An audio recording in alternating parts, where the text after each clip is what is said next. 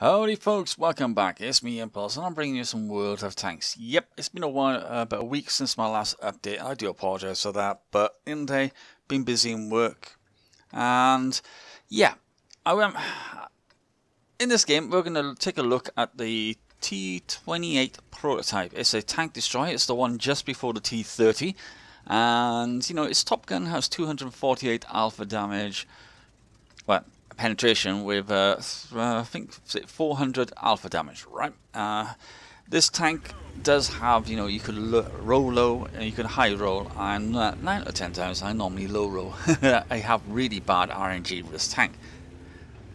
It has very good armor on the turret and very good armor in the front of the tank, so it's a pretty damn good, you know, brawler. It has 200 millimeters of armor in front and on the front of the turret, so in the end of the day, it's, if you have a lower tier tank, it's going to struggle. It does have its weak points. 2 cupolas on the top of this tank are so prominent, and also the machine gun port in the front is also another prominent issue. It does have a weak lower plate, so you know there are weak spots to aim for. But overall, this tank is not too bad. It is slow. Yeah. Not as slow as the T95, but it is slow as hell. You can't get into position like some of the heavy tank destroyers. However, I do like this tank. It's a really good tank. The aim time is normally 1.9. I've got it lower because I've got brothers in arms, so it's a little bit better. I've also got gun rammers, so that also increased the aiming time, so it's probably more like 1.7, 1.6, something like that. So I can snap shots. So it is a really good tank. However, there is one slight downside to the dispersion. I've managed to get it down to, I think it's 0.36 I've got it down to, but it's normally around about 0.39, so dispersion isn't particularly that good, and you'll see that dispersion in a second. This T49, which is a really bit strange, he's asking for help. However, if you looked at the map, you knew there's no way none of us could get it in time anyway, and he kept going back out to try to get shots off, and because of that, he literally killed himself. And there is the dispersion.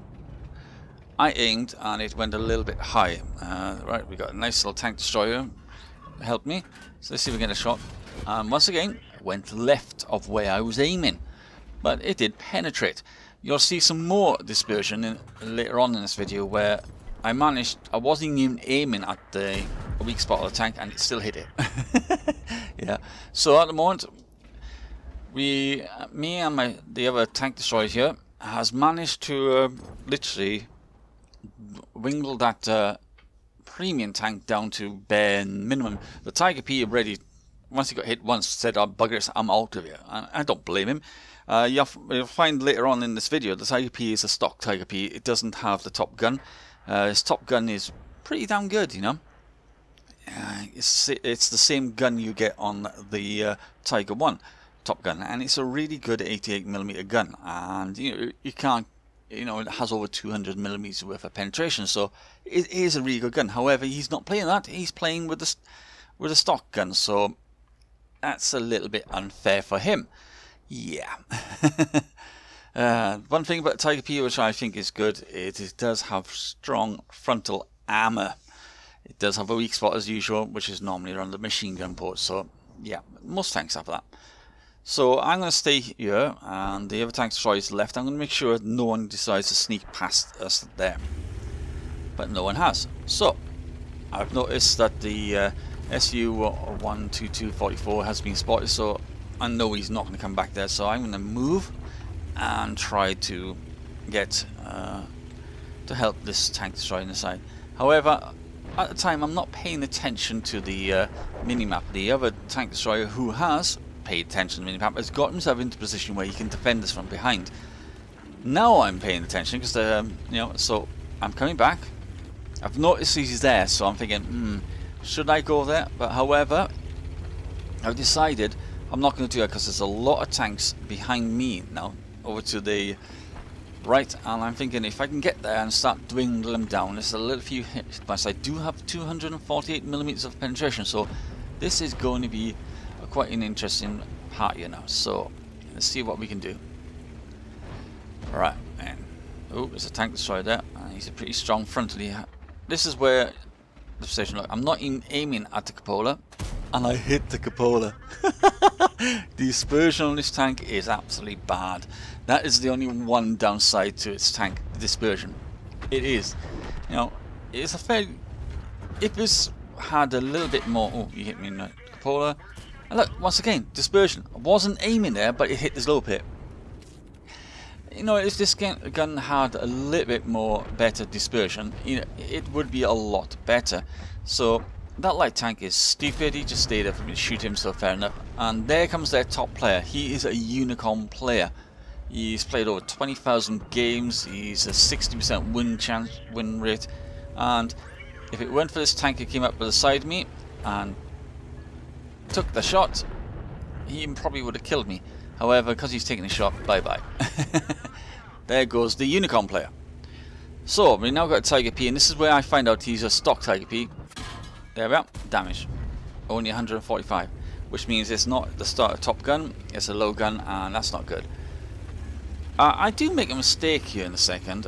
It's a stupid mistake, and you'll see it in a shortly.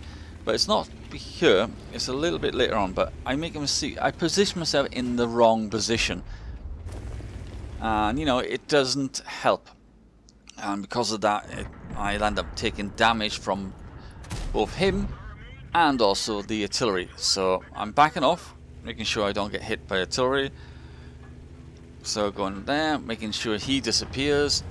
The other tank destroyer is taking care of the other tank destroyer, so you know, tank TD versus TD, and it looks like ours is going to win that gunfight. So I've now decided to go there. I should have stopped there, but I didn't. I proceeded to stop there. So, yes, although I'm covered by a bush in front, it's not going to stop the light tank from spotting me when he comes around that way. And he hit me, which damaged my turret ring, and I didn't get hit by Artie.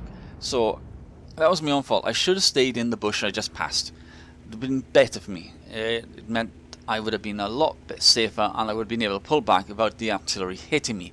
So that was a stupid positional placement for myself. At the end of the day, I'm still learning the game. I've only played 11,000 games. Well, I haven't even played 11,000 games. 10,400 and some. Well, no, 576 games. Well, this one will be 577 games.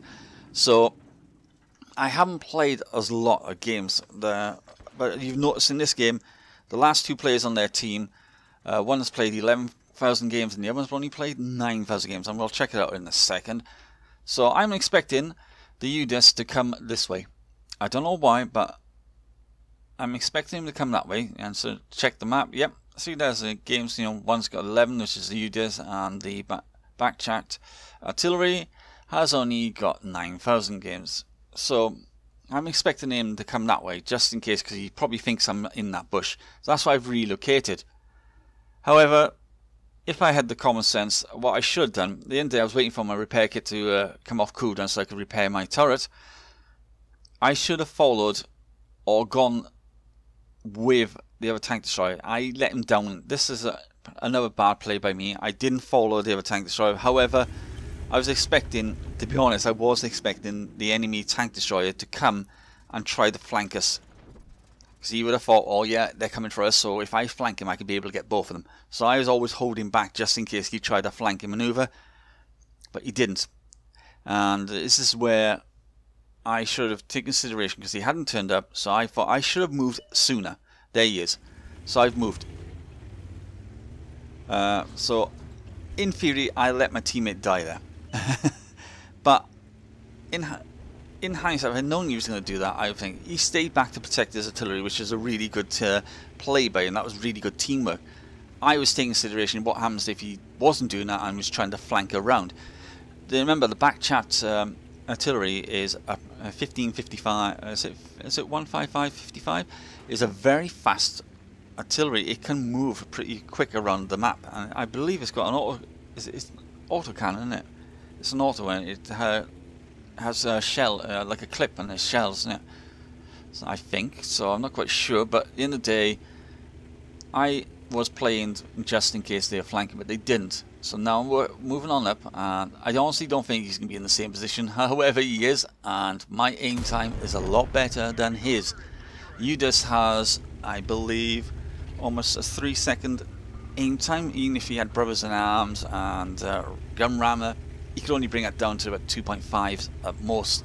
So I had the better aim time there, so fair enough. 248 millimeters penetration straight through the front, no problem.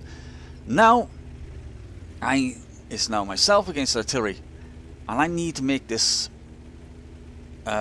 game on my terms. I need to make him come to me, not me come to him. And the only way I can really do that, make sure he doesn't try to sneak up on the side of us, nope, is to cap.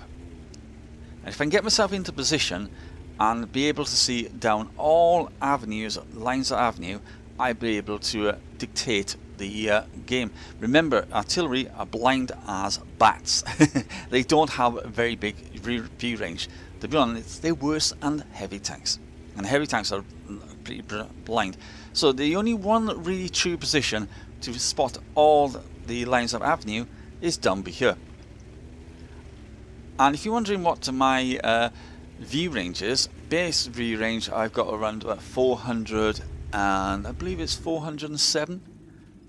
However, I'm using binoculars, so that makes it 510. My view range is 510, so therefore I got full view range. My view range is all the way up to the render range in theory, but the maximum spotting range in this game is only 450, but I can spot people at 500 if they did that completely. So my view range is render range, if you know what I mean. You can only render a enemy tank within 500 meters. My view range is over that, so I can spot, even with their concealment, I will spot them at 450 because of my view range. They cannot get away from that. So hence why I've decided I'm expecting him to come down one of these 3 avenues be here. However, the player isn't a bad player. For 9k games, he's not a bad player. However, I'm not moving yet because he might spot me. So I'm going to let him disappear first, and then I'm going to move, because in the day he can't spot me. He's blind as bat. He doesn't know I've spotted him. So what I'm going to do is move my position so it makes it a little bit more difficult for him to hit. So he's hit over to the left hand side of me, and let's see what he does now. Alright then, we're going to wait. I'm not sure how many shells in his magazine. I'm going to have to check it up eventually.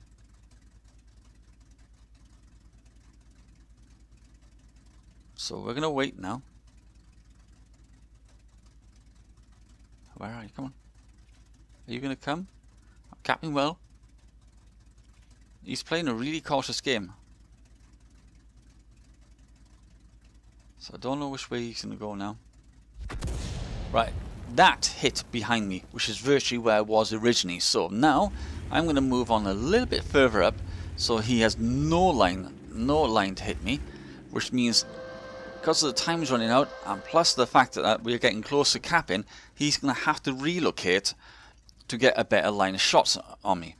However, but if he relocates, I'm going to spot him. Remember, my aim time is around about 1.7, 1.6, so I can aim pretty damn quick. I just hope my dispersion and my shot is true and I don't get a low roll.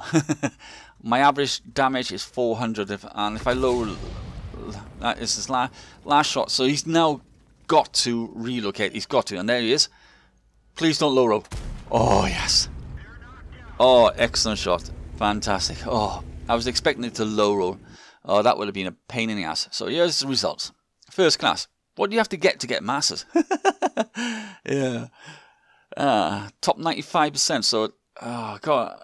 You know, I must admit, I did play another game after this. And once again, I had a first class. And that was in a tier 10 game. And I finished off in the first class. Yeah. It was really weird.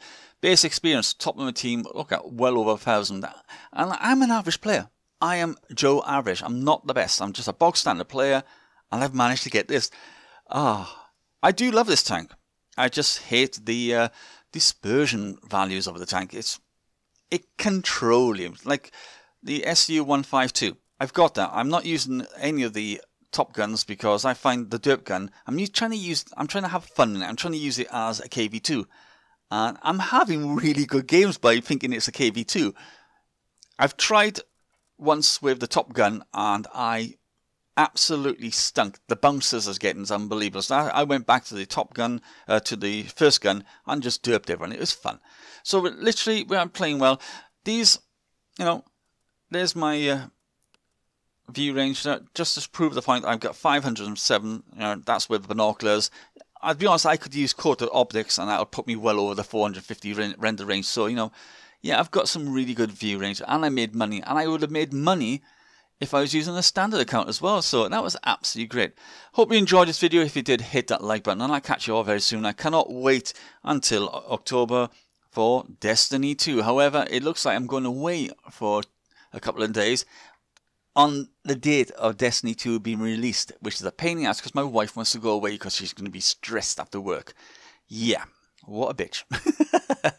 Well, I hope you enjoyed this video. If you did, hit that like button and I'll catch you all very soon. Until next time, it's me, Impulse, signing off. Bye for now.